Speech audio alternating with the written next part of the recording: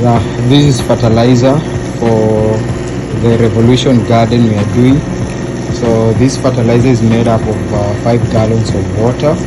That is an aquaponic pump, 50 watts. And then it's put to the compressor with 4 air stones inside. So inside you put comfrey leaves.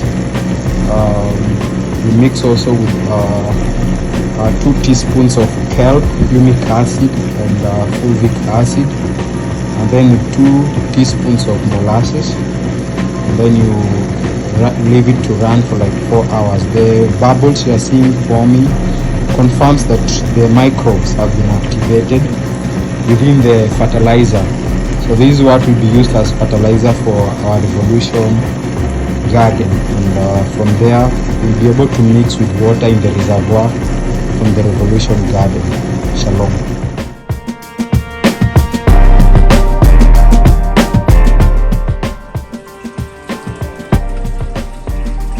Shalom by the blessings of the Lord. This is our revolutionized garden system. The pump is on for 15 minutes and then it will be off for 45 minutes, and in the night it will be off completely. So the submersive pump is here. You can see circulating water from the flatbed to the reservoir, which has nutrients. And then there are our plants.